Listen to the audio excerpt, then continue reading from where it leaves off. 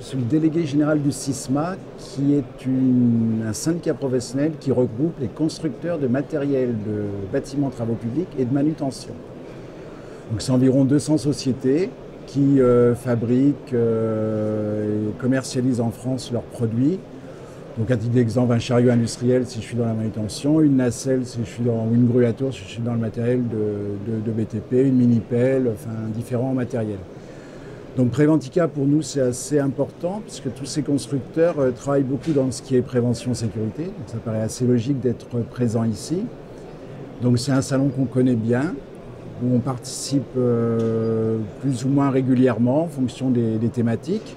Donc cette fois-ci on est venu sur un sujet très précis que l'on a travaillé en commun avec l'INRS, la Fédération nationale des travaux publics, la Fédération française du bâtiment, la Fédération des distributeurs, loueurs, réparateurs de produits et le CISMA sur les grues à tour et leurs accès motorisés, parce qu'il y a une recommandation qui a été mise en place par la CNAM et qui rentre en vigueur au 1er janvier 2019.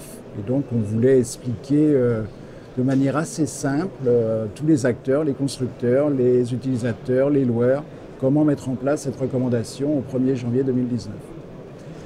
Au CISMA, on a une commission hygiène, sécurité, environnement, parce que ça nous paraît quelque chose d'important, qui se réunit 4 à 5 fois par an et qui traite de sujets divers et variés, donc les accidents du travail notamment, parce que pour nous c'est important de bien comprendre sur les techniciens de maintenance pourquoi il y a des accidents du travail et comment y remédier au mieux. Donc par rapport, je dirais, à des données plus globales au niveau on va dire de la CNAM qui donne des chiffres très globaux. Là, on fait vraiment quelque chose lié à nos métiers, aux techniciens de maintenance, aussi bien de chariots industriels, de manutention, de BTP et de l'ensemble, pour voir où ont lieu les accidents, donc dans quel type d'activité ont lieu les accidents, pour après éventuellement rencontrer les entreprises ou les fédérations clientes où ont lieu ces accidents pour essayer de trouver des solutions pour remédier à ces accidents dans le temps.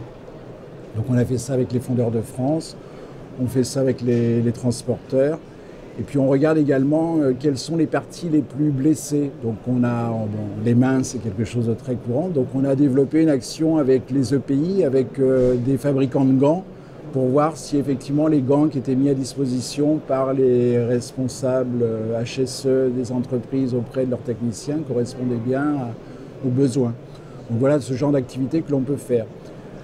On a ce genre d'activité, on l'a aussi côté formation, puisqu'on travaille avec l'Éducation nationale sur une filière de la maintenance des matériels, en TP et en manutention, dans lequel effectivement les notions de prévention et de sécurité sont assez mises en avant régulièrement dans les cours.